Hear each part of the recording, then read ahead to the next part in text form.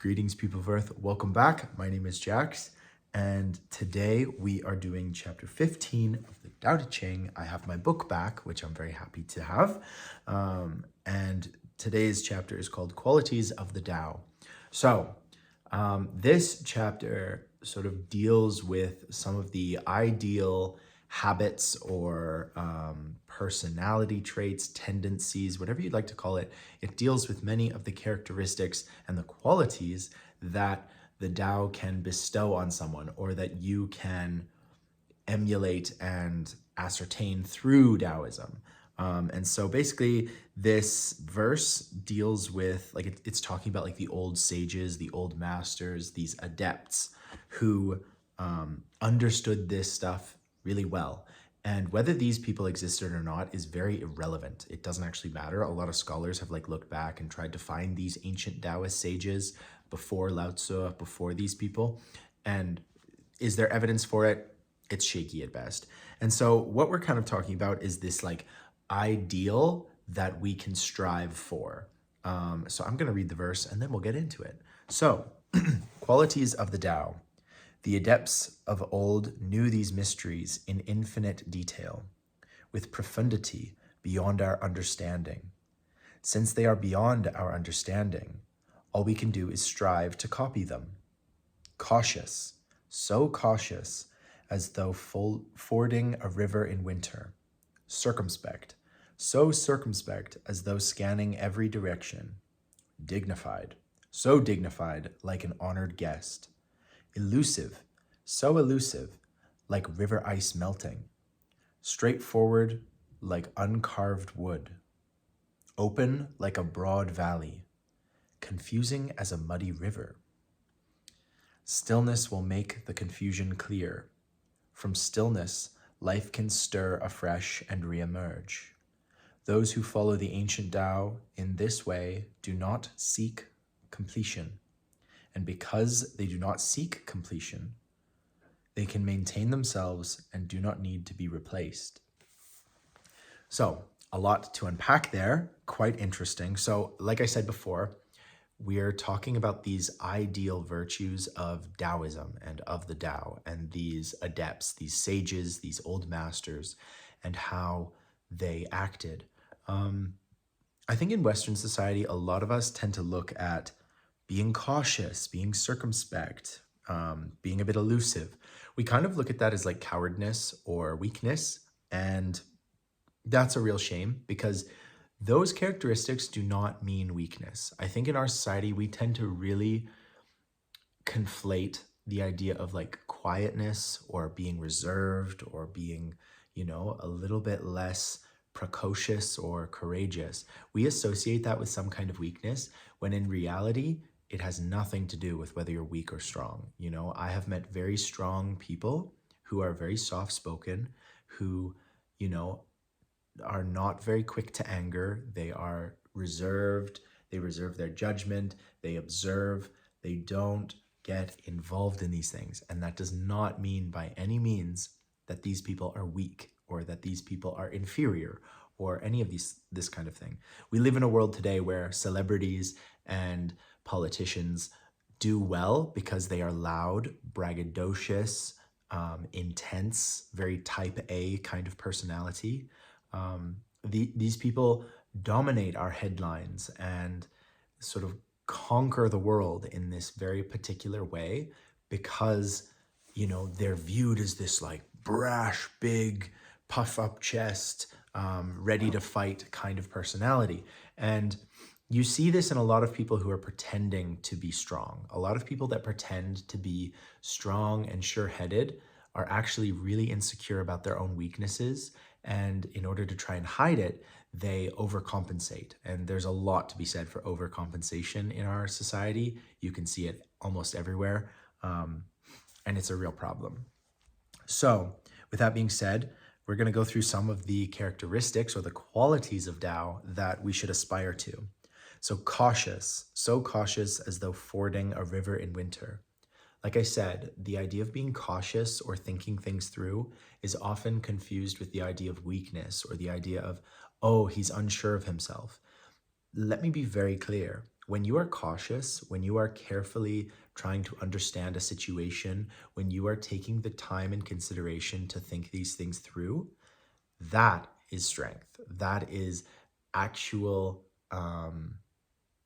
the actual ability to be cautious is a strength, not a weakness by any means.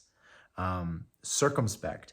So circumspect, it's often sort of translated as sort of the ability to kind of like observe and think critically in many of these ways.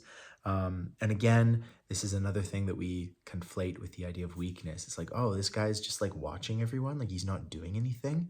Man, he must be like a real weirdo or like a weak kind of person. It's like, no, he's not a weak kind of person. he's very much just thinking things through properly. So yeah, dignified like an honored guest. This is this is a trait that I don't think is associated with weakness, but we often brush this idea of being a dignified person back. And I think we conflate it a lot with like pride or ego or being a little too self-assured, being a little too cocky, when in reality, just being dignified should really just mean that you have a bit of self-respect and you have respect for those around you, and you're going to behave in a cordial manner. You're going to behave in a good manner. And so I think, a lot of these traits are really misinterpreted or misunderstood, especially in our culture today. Elusive, so elusive like river ice melting.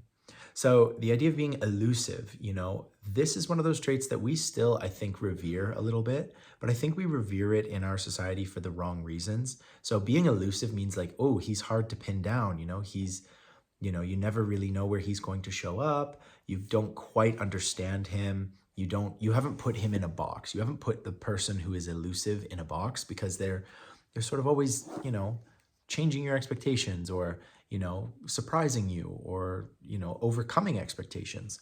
And that's a really good trait to have, because I think we tend to place people in boxes unnecessarily or very quickly, and it's a real shame that we do that, because people always surprise you.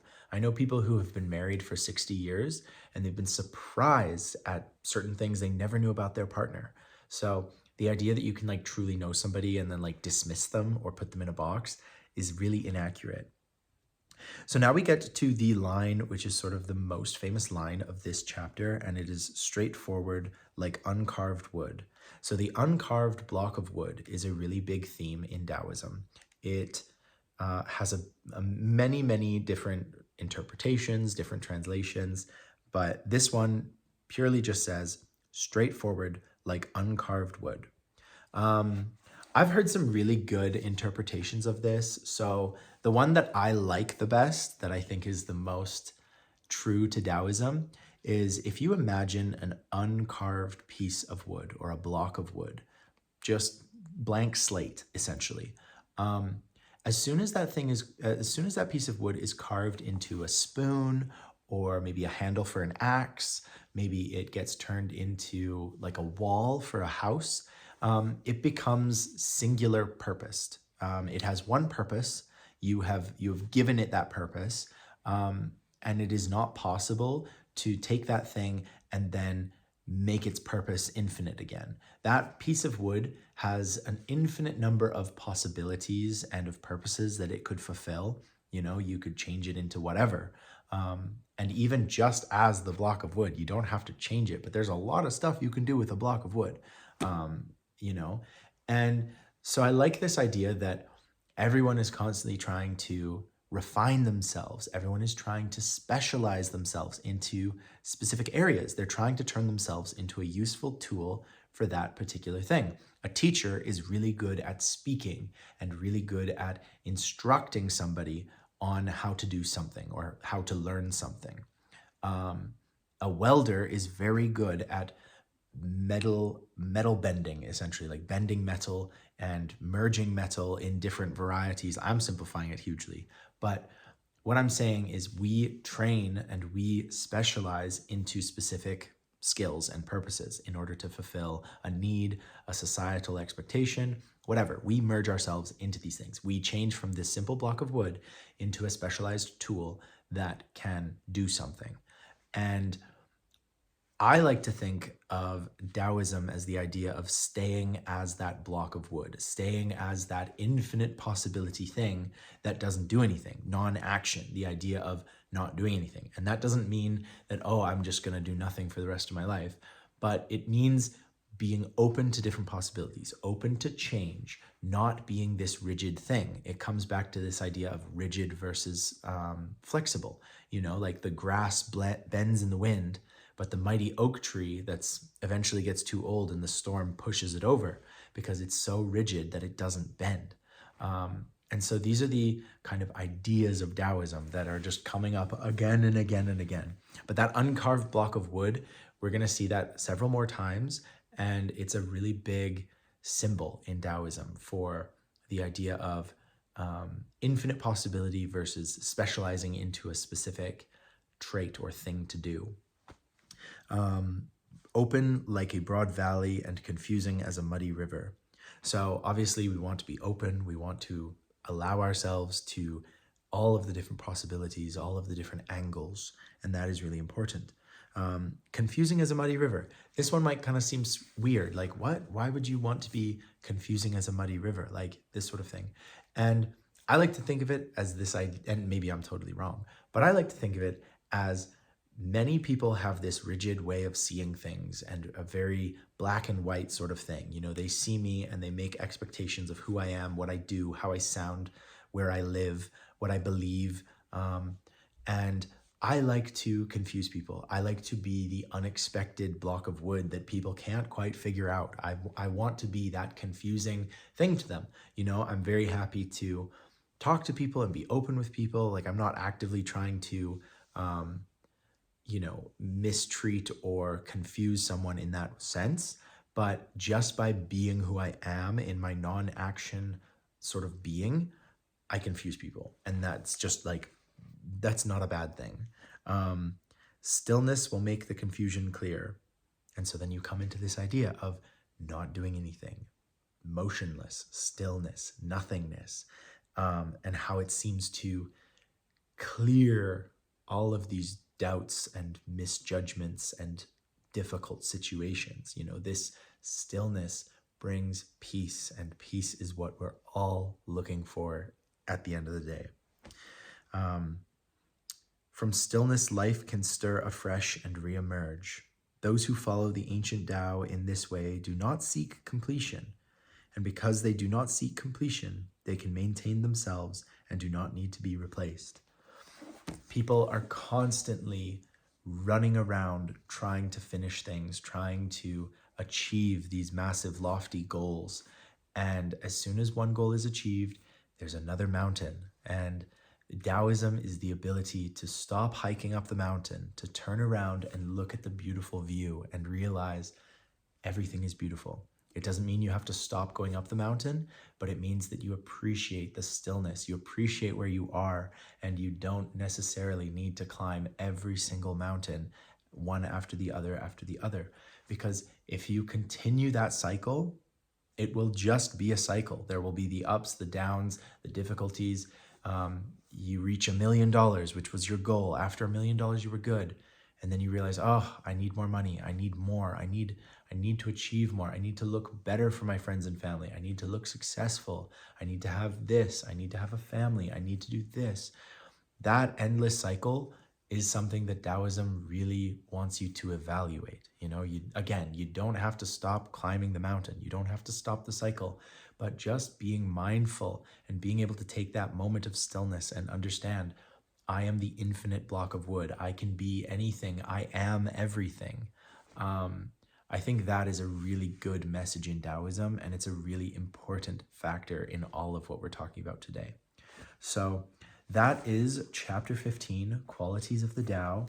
I really hope you enjoyed it. I think it's a very calming sort of stillness. I think it's a verse that you can read when you're feeling anxious and just sink into your chair, relax a little bit, and enjoy where you are. Like I said, hiking up that mountain, you can take a moment to stop, turn around, and look at the beautiful valley behind you and appreciate all of where you've come from, all of where you're going, but also just live in that moment and achieve Dao, achieve the peace of just being.